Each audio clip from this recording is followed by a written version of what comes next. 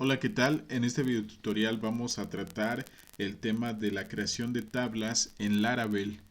Y bueno, nos vamos a ir aquí a la documentación oficial de Laravel. Actualmente se encuentra en la versión 8, eh, en la parte de las migraciones.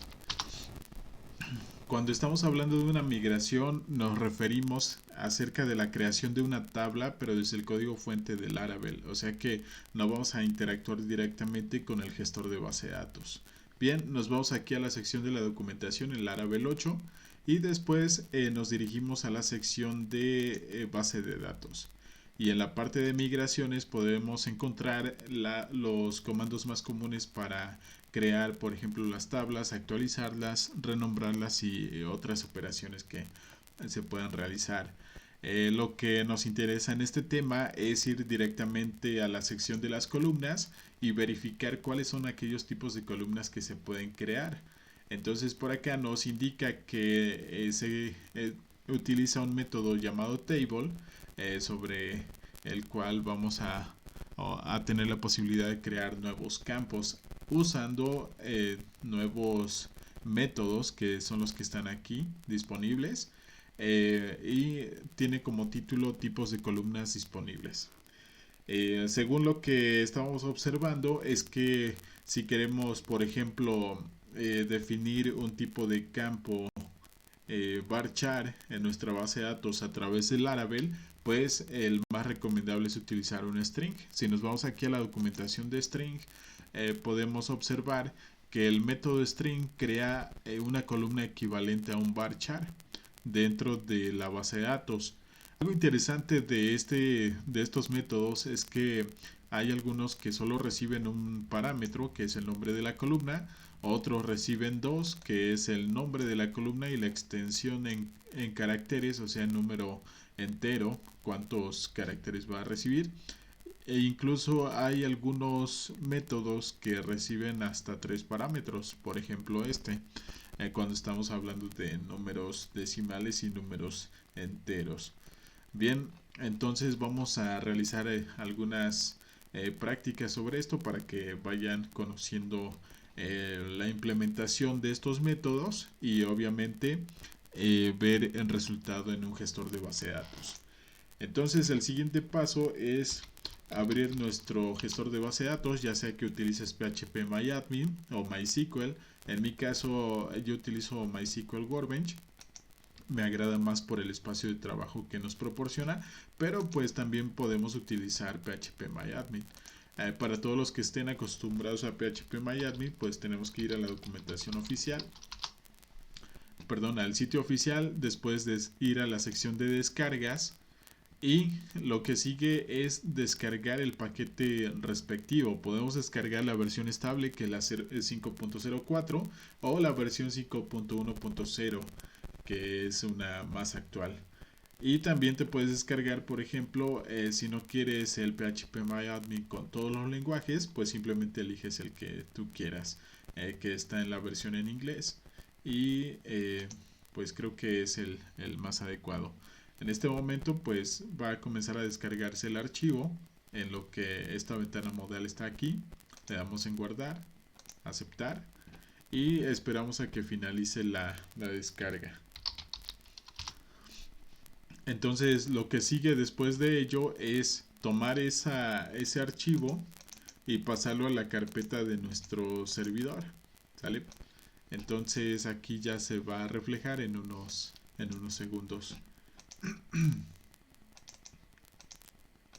Perfecto, aquí lo tenemos, se llama PHPMyAdmin versión 5.04. Voy a tomar el archivo, lo voy a copiar, después me paso a mi carpeta respectiva donde tengo mis aplicaciones de PHP dentro de la carpeta var www.html, y yo he creado una subcarpeta llamada sites, que es en donde estoy almacenando todos los proyectos de PHP. Aquí voy a pegar el programa, ¿sí? Le doy en extraer aquí, es un archivo comprimido y la instalación es realmente muy sencilla, simplemente descomprimimos. Esta es la totalidad de los archivos. Lo que sigue es renombrar la carpeta para que tengamos un mejor tratamiento sobre ella, porque si no, de esta manera, si lo dejamos en su nombre original, tendríamos que entrar a localhost diagonal sites, porque en mi caso estoy en sites, y después colocar todo este nombre. Entonces mejor lo minimizamos y lo ponemos como comúnmente lo encontramos ya en champ o en lamp. Entonces abro mi navegador y en este momento ya debería estar activo. Voy a localhost diagonal sites y después a php myadmin. En este momento ya está cargando aquí la interfaz de PHP MyAdmin. Vamos a darle unos segundos.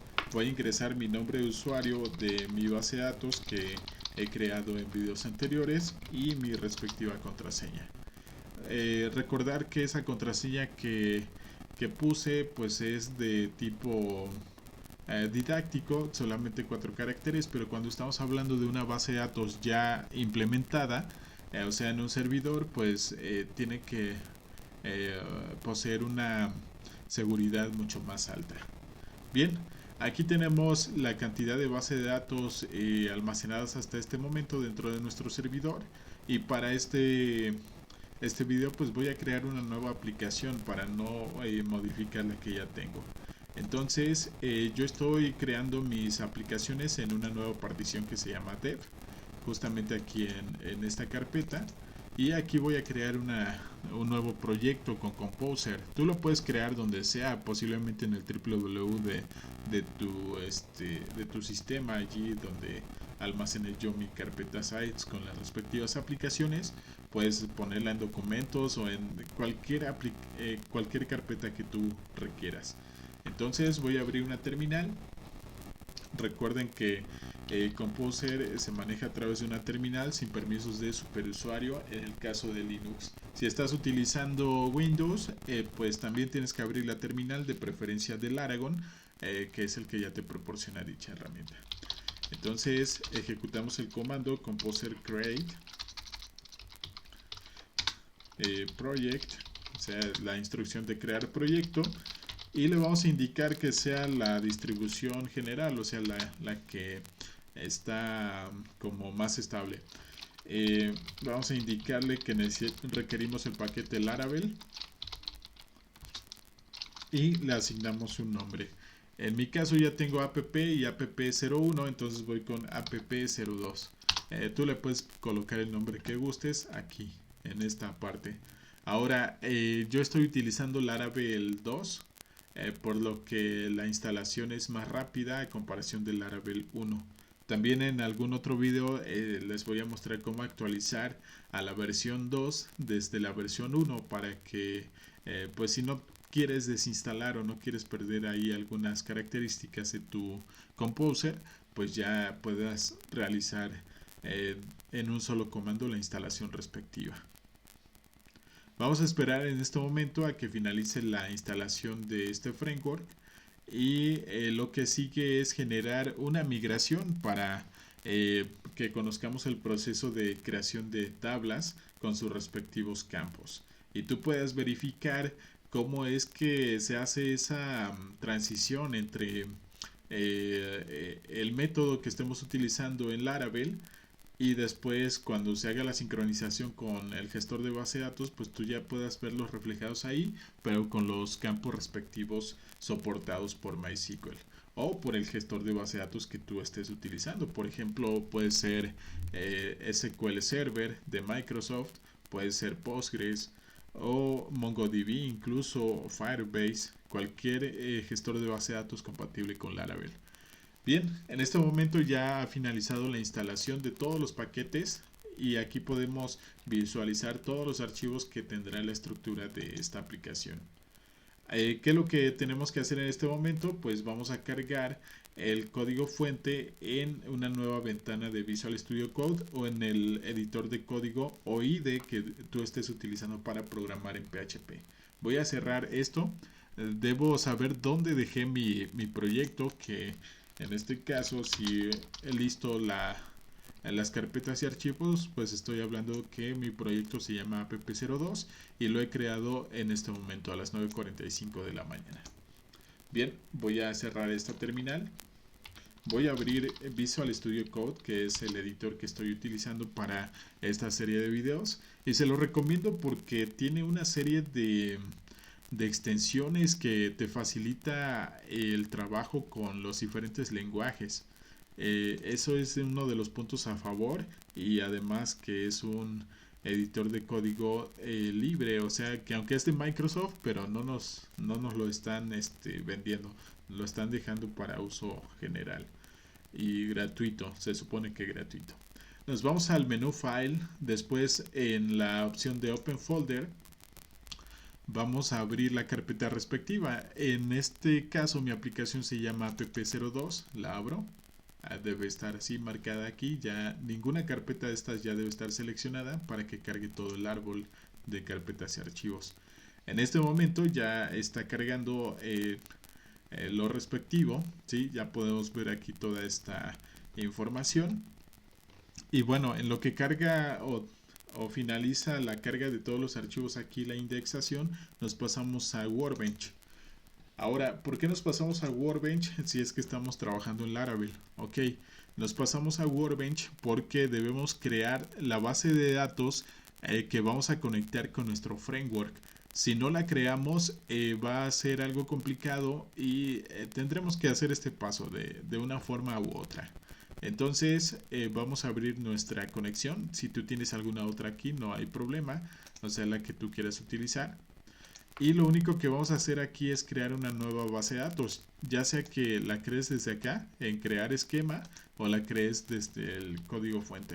En mi caso, pues me agrada más trabajar con el código SQL, entonces voy a crear una base de datos que de preferencia tenga el mismo nombre que la aplicación. Si mi aplicación se llama app02, así voy a llamar a mi base de datos, para que por si ustedes apenas están comenzando con este tipo de frameworks, pues no se vayan a perder por ahí en las configuraciones. Entonces, si mi aplicación se llama app02, así le voy a llamar a mi base de datos. Vamos a ejecutar el comando, de preferencia con que es el que ejecuta la instrucción donde se encuentre el puntero. ¿Sí? Si tú tienes una estructura de 10 líneas y, y dentro de ella tienes varios campos, con el solo hecho de poner el puntero dentro de la estructura o al principio o al final, pues te va a ejecutar todo ese bloque. Bien, lo ejecutamos y todo es correcto cuando aparece una palomita aquí. Si por alguna extraña razón no sucediera así, por ejemplo que tuviéramos esto, pues nos marcaría un error y al ejecutarlo aquí me proporcionaría el mensaje de error.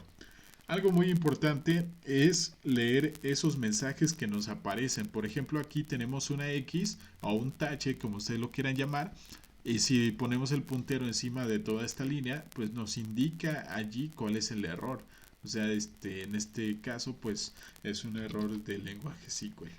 Bien, y el detalle aquí es que solamente lo vamos a ejecutar una vez. Si ustedes lo vuelven a ejecutar, les va a marcar otro error.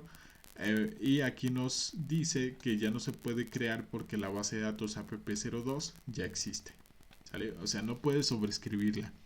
Puedes crear otra base de datos que tenga otro nombre, pero no se pueden duplicar esos nombres por parte de las restricciones y la integridad de las bases de datos. Bien, vamos a cerrar esta pantalla principal. En este momento hemos vuelto a Visual Studio Code. Y lo que sigue es configurar nuestro archivo .env, el del entorno. ¿Sale? Le damos un clic y entre las líneas 10 y 15 vamos a habilitar la configuración de la conexión con la base de datos.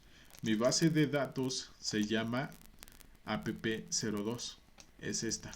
¿Y cómo lo reconozco o cómo sé que ya existe? Porque cuando actualicemos aquí de este lado, ustedes van a ver que ya se encuentra allí.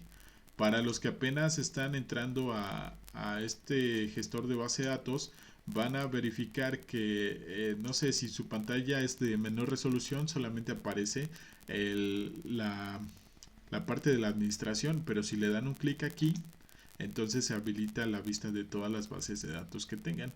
Y aquí este espacio es para que ustedes puedan escribir su código SQL. Bien, entonces aquí si verifican no tiene ninguna tabla, no pasa nada. Realmente está limpia esta base de datos, es una base de datos vacía. Nos vamos al Visual Studio Code y recuerden, mi base de datos se llama app02. ¿De dónde saco eso? Del nombre de la base de datos que he creado en el MySQL Workbench.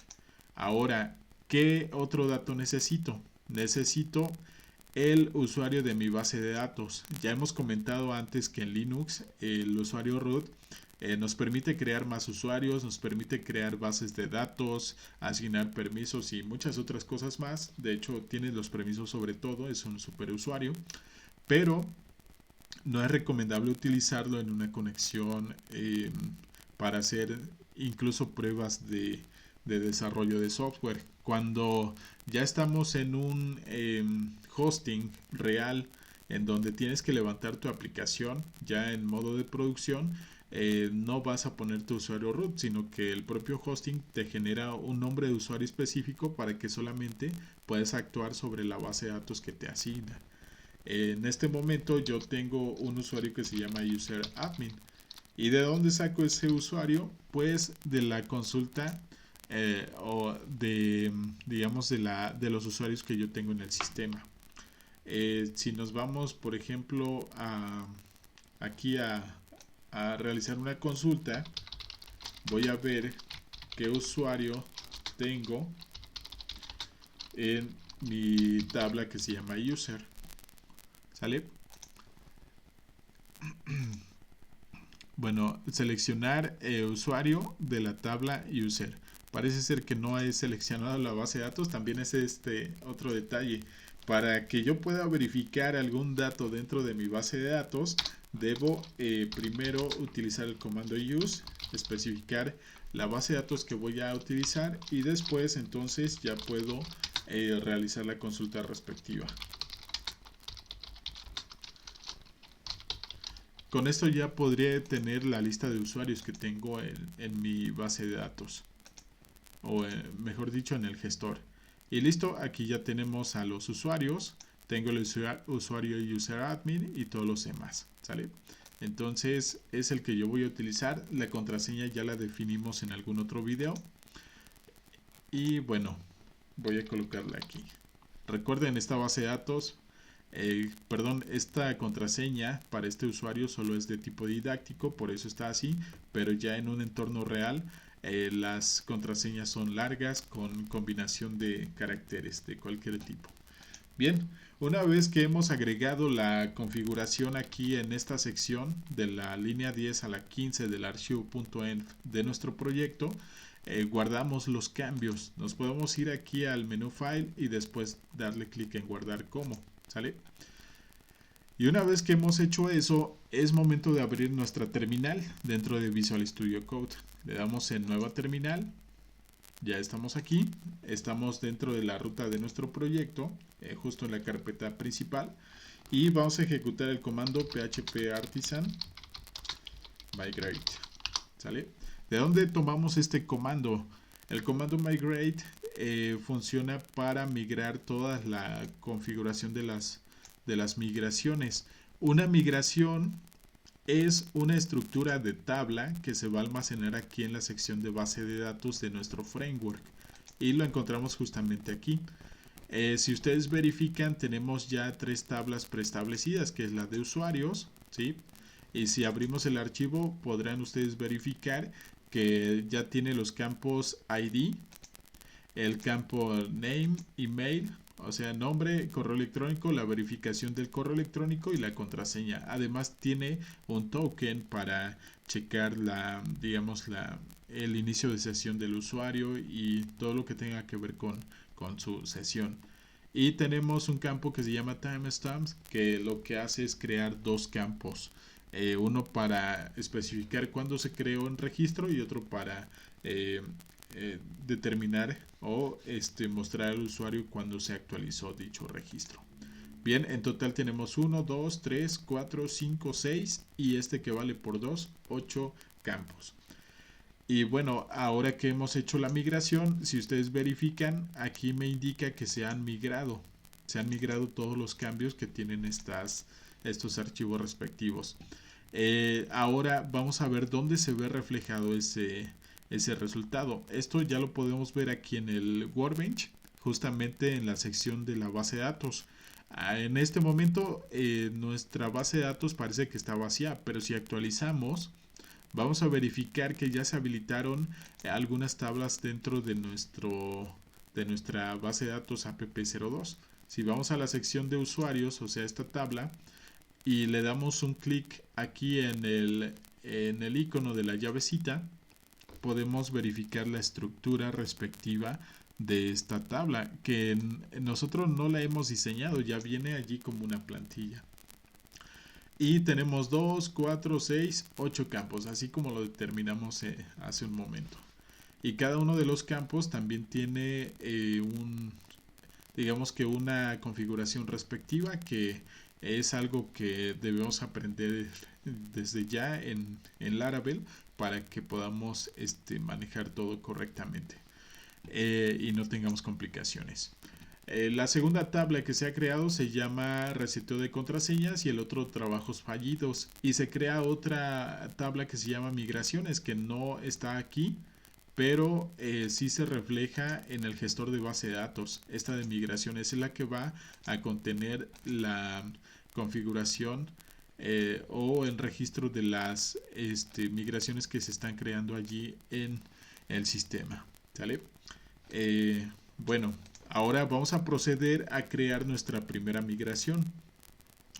Y esa migración tiene que darse de alta a través de un modelo.